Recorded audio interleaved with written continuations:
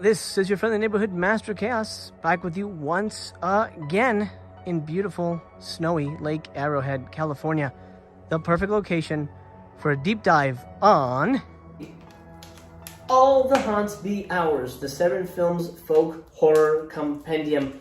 Yes, pal, it is time for my deep dive into this ridiculously extensive box set. Welcome to part 1. Welcome to the party. I'm glad to see ya. If you're new here, well, I'm happy to meet ya. I hope I earned your subscription. I hope you're well. If you're old here, welcome back. I had a feeling I'd see you again. Welcome to my cabin in the woods. Behind me, we have an authentic roaring fire, and I hope to not catch fire as I talk about the first disc in this box set. Now, the way we're going to break this up is in 12 episodes, featuring a disc per episode, as well as some ephemera. Today I'm going to be talking about, of course, Woodlands, Dark, and Days Bewitched. The thing that really kicked this whole thing off, the extensive 3-hour and 8-minute before credits documentary all about folk horror in cinema specifically. A little bit in literature and things like that, but mostly focusing on cinema. I'm going to be talking about the documentary and the soundtrack, which is included in this box set. Then the next episodes will feature on disc 2, which is Eyes of Fire, and then I'll be talking about Arthur Machen's The White People in that episode, and then so on and so forth until we are done. 12 episodes, we've got a lot to talk about. Let's dig right in to disc number 1. Hold tight. It's going to get freaky up in here. By the way, stick with me to the end, and I'm going to give you the top 10 movies mentioned in the documentary that are not on the box set and are potential candidates for a volume 2. Now, I'm not saying there will be a volume 2, but if there is, these will be my top 10 choices for that box set. Stay tuned for that towards the end. Back from the dead.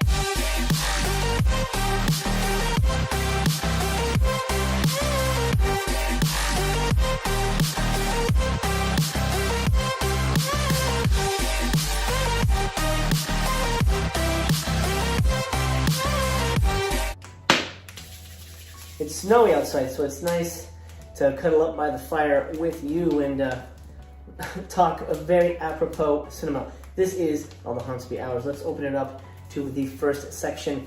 Now, this is how it comes. I'm not crazy about the packaging. I'll be 100% honest with you. I don't love the sleeves. I feel like this isn't something that's going to stand the test of time. It remains to be seen, but we shall see. I'm curious if anybody's Milligan box sets have been falling apart. I have heard some reports. I have a feeling this may be the case with this box set, but we'll see. We'll see. Hopefully not. So far, so good. And I've got to say, I'll be honest. I'll be the first one. I'm going to take it back. I was wrong, completely wrong. I take it back. I eat my words. They shipped it. They shipped it before the end of the year. Amazing. I don't know how they pulled it off, but they pulled it off. 7, congratulations. Good job. I apologize. You did it. Somehow you got this to people. Well, most people. Before the end of the year. Amazing. With Black Friday too. Crazy. Anyway, let's talk about Woodlands. Whoa, look at that. Ooh, nice and fresh. Right, now we're toasty. Let's talk about Woodlands, Dark, and Days Bewitched. Of course, kind of written, but mostly directed and orchestrated by Kirla Janice. Kirla, of course, is the mastermind behind this. She's done a lot of special features for Severin, and this was sort of a labor of love that popped up during, I believe, the behind-the-scenes work she was doing for Blood on Satan's Claws. It's explained here. There's an introduction with Kirla that I believe runs about 8 minutes, and I think it's great. I think that's really the best way to kick off this whole dang thing. Watch that introduction with Kirla, and she sort of explains, or Kayla, I don't know how she pronounces it. I apologize. But watch the introduction. She explains how this all came about. This documentary is a doozy. It's long. I'll tell you that right now. It's 3 hours and 8 minutes. That's before credits. It's broken up into 6 chapters, so you could, come back and watch it in pieces. I remember I spoke with Michael Keane at the premiere of New York Ninja, and he said it's really good. He got to see it in theaters. He said it's really good, but it's not something that I think somebody should binge watch, like all in one sitting. I did, because I had to get the review out and stuff like that. But I think that's good advice that Michael gives us. I think this is probably something you could piecemeal. You don't necessarily need to slam it all down your throat or into your eyeballs in one 3-hour chunk, unless you're really into it. And I have a feeling this is the kind of documentary that might not be for everybody. Basically, I say that, with all due respect. I think it's a fantastic and admirable work. The one thing I would say, to be nitpicky and critical, is that it kind of feels like a whole bunch of Blu-ray featurettes stitched together. So there's no real, there is a cohesive element, of course, folk horror, but I would say the first half feels very much like, oh, here's the featurette for this movie, here's the featurette for that movie, here's the featurette for this movie, yada, yada, yada. And then at some point it does switch, and it becomes more of a broader look at the occult in America, and actually worldwide, and superstitions in general. So that's to me when it got really interesting. But the first half feels very much like, oh, then there's this movie, then there's that movie. Oh yeah, we made this movie's about this. So it felt more featurette-y than it did like something, for example, the Adamson documentary, the seven put together. It's shorter, but I feel like that was more streamlined, has sort of a narrative.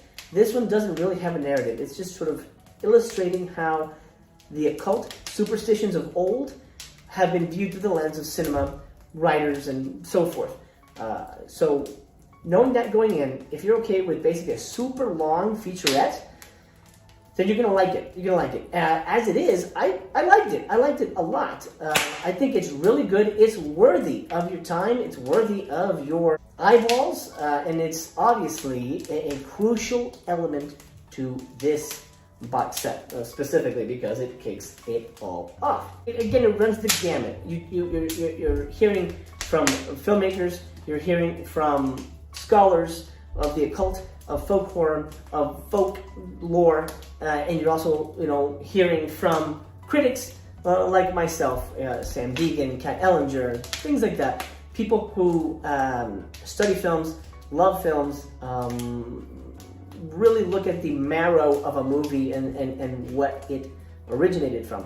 That's fantastic, fascinating stuff. And without a doubt, it's 100% worth a watch. Okay. Another nice feature of the documentary is that nothing is spoiled. None of the movies included in the box set, or films that I'll be mentioning towards the end of the video that I want to see in a volume 2, get spoiled. So nothing is revealed, not like, oh, I can't believe that character died and they showed me that. There's none of that. Nothing is spoiled. They just use bits and pieces from the movies to illustrate the occult or whatever, how folk horror plays into the milieu of that specific piece of cinema. So that's the good news. Overall, 100%, it is worth a watch. This is, I'm telling you right now, 4 stars. This is a 4-star documentary. Super long, and I think that's why it loses a star. Not because it was long, because there's definitely a lot to cover. So I get it needed to be long. The main issue I have, and it might just be me, you might not have this issue, is that there was so much information. It was so dense that it was hard to absorb anything. To me, there was no real new knowledge learned. It was just like, oh, okay, so that's a folk horror movie. Oh, okay, that's a folk horror movie. Yeah, well, that's obviously a folk horror movie. But in terms of, did I gain any new knowledge in the genre? Not really. Completely honest with you, no. But did I gain any kind of new trivia tidbits? Not really. And again, maybe just how I was watching it. And like I said, it's very dense. And you might need to watch this a couple of times to really absorb the material. So because it's dense and because it almost felt like a featurette compilation in the beginning, I'm gonna dock it a star. But 4 stars is still pretty goddamn high, and I do recommend it. Now there's something else that accompanies this box set that is crucial to this documentary. So let's flip over to that. Okay. Thrill me. Now I want to talk about the soundtrack before I talk about the special features on the first disc, because I feel the soundtrack and the movie really work together in unison on this soundtrack. Or I should say this soundtrack, since it's over on this side. The soundtrack has 39 tracks, of course, composed by Jim Williams, who also did the score for Kill List and A Field in England, which is a film on here, and I haven't seen that yet, so I'm looking forward to seeing that. I'm a big fan of that filmmaker, so I'm looking forward to watching that film. Kayla Janice says it's one of her favorite movies of all time, so I'm looking forward to that. And that's actually the reason she got him to score the documentary, because she loved that movie so much, and she was able to interview him and say, hey, would you do this? So that's fantastic. I'm glad that she got to sort of have a composer dream come true. Fantastic stuff. As a filmmaker, it makes me happy to hear that stuff. Anyway, 39 tracks, very A24. If you know A24 movies, you know what I mean. It's very A24, very incidental, very droney. Nothing, like my grandma used to say, you can bake your bacon to it, but you can't dance to it. So keep that in mind. It's not something you can just put on the background and kind of groove to. It's very incidental, very droney. Of course, it has to have that chanty, folk horror-y kind of creepy vibe, very A24. But I like it, and it fits the documentary. Just keep in mind, you're not really gonna be popping this one on like your typical John Carpenter score. Now let's talk special features for disc 1. That's on the Woodlands Dark Blu-ray. Of course, there's the introduction with Kayla Janice. It's 8 minutes. Then you have a 12-minute interview with Ashley Thorpe, who did the animation for the documentary. It's quite fascinating, but it's very geeky. So if you're not into computer animation and all that kind of stuff, you might really zone out on that one. But if you're curious how he put together the really unique artwork, animation pieces found, like the pop-up books and things like that, found throughout the documentary, then I think you'll get a kick out of that one. Then you get 3 bits called outtakes, and this is part of the documentary, but they left it out for some reason. I'm guessing because it was just too fucking long. But the first one is called What is Folk Horror? It's 2 minutes, and it's sort of a brief explanation of what the hell folk horror means. You don't really need it, especially if you've just seen the whole 3-hour documentary. You kind of get it, but it's there if you want it. Okay. Next, a lovely little piece that runs about 21 minutes called Harvest Hymns, the sounds and signals of folk horror.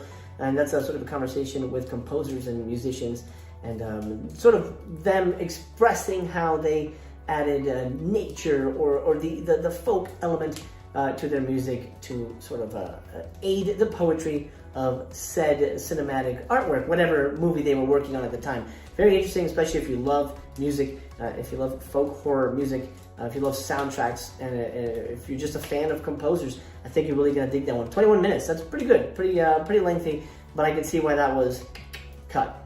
Okay. Last in the outtakes is Terra Assombrada, which is a look at folk horror in Brazil. It runs about 7 minutes. Very fascinating. Gives you a look at sort of the folk horror appeal. I should say the folk horror element running through Brazilian cinema, and how it has affected the Brazilian horror experience. They talk about Coffin Joe and things like that. Very interesting stuff. Not necessarily crucial, but I think it definitely adds to the worldliness of the documentary. Okay.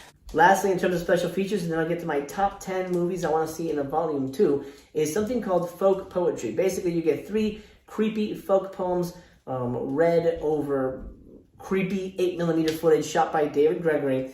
Runs about 5 minutes, and it's great. It's definitely very, very much an eerie mood piece, something to throw on a Halloween night, or getting ready for Halloween night, or honestly, any night you want to watch something freaky. You get 3 poems, 5 minutes, then you get some really creepy woods footage, cemetery footage, shot on what I can imagine is some kind of Bolex or whatever. But really good stuff, and I think it's sort of a really nice addition to this disc, and really caps it all off perfectly. Okay, I've given you my rating, 4 stars, and we're going to continue with the rest of the movies in episode 2, but before we sign off today, I want to give you my top 10 movies mentioned in Woodlands Dark that I want to see in a volume 2. Now, keep in mind, I don't know, I have no idea if there's going to be a volume 2. I have a feeling it's going to be successful, and we might see one. I don't know, fingers crossed. But here's my top 10 movies that were mentioned in this documentary that I absolutely need to see, and I'm hoping to see it on Blu-ray. Number 10, Kakashi, based on a manga by Junji Ito. This looks super creepy. Number 9, Noroi by Koji Shirashi. I love this movie very much. It's a very, very creepy found footage movie, and this desperately needs a Blu-ray of some kind. Number 8, Bedevil by Tracy Moffat. This looks insane. Number 7, Lemora, A Child's Tale of the Supernatural by Richard Blackburn. This is a classic, and I'm dying to see this restored on Blu-ray. Number 6, This Is a White Whale of Mine, The Reflecting Skin, directed by Philip Ridley. I am dying to see this. Number 5, The Devonsville Terror by Uli Lamel. This one I've seen before, but I'd love to see this restored on Blu-ray. It is a really, really fun movie. Number 4, the classic The Company of Wolves, directed by Neil Jordan. This is one that I have been dying to revisit, and I hope it happens soon. Number 3, Peter Plummer's The Owl Service. This is mentioned in the documentary, and of course, we got the Owl Service plate if you bought the big Witch bundle. I didn't, but it did come with an Owl Service plate. The Owl Service was not available for some reason, but I hope it appears in a volume 2. Number 2, the Quatermass miniseries from 1979 from the director of Blood on Satan's Claws. How insane is that? I didn't even know this existed. I love the Quatermass movies, and I need to see this miniseries. And number 1, The Stone Tape, directed by Peter Sasti and written by Nigel Neal himself, of course, the creator of the Quatermass character and franchise. This is all about ghost hunters, and yes, I really need to see this, and luckily I found it on Amazon, so I think I'm just gonna rent it and watch it that way, but boy, would love to see it on Blu. Well, that'll do, Snagglepuss. That is the first of 12 of the All the Haunts Hours Deep Dive box set review. I hope you enjoyed that. I had a great time. Certainly had a wonderful time hanging out with you. If you're new here, do consider subscribing. And, well, we get to do this again, and that would be such an honor and a pleasure for me personally. So I hope I do earn your subscription. Give me a thumbs up on your way out the door. Remember, that does help the channel. It does help the video. I can't monetize here on YouTube for various reasons I've already gone into in past videos, and you can track that down if you're curious. But if you want to help and you want to support, you can do that on Patreon or buy me a coffee. Link in the description. I can't even do memberships on YouTube, by the way, in case you're wondering. I know a couple people have asked. I can't do memberships, none of that. So if you want to help me out and support me on Patreon, you do get extra content. Content I do not put on YouTube. Fun stuff, too, which I keep that secret for the patrons because I want them to have all the exclusive stuff because they're basically keeping the lights on here. But for now, time to put the lights out. The fire's dwindling, and it's getting dark and cold out there, and I hear weird whispers and whistles in the woods, and maybe just my mind's playing tricks on me because I've been watching all this crazy shit. But yeah, I'm gonna go make sure the doors are locked, and I'll see you next time. This has been your Flint Neighborhood Master of Chaos. Take care of yourself. I love you, and hang in there. Hang in there for me and for yourself. Until we meet again, I'll keep the fire burning for as long as I can, but I'll be signing off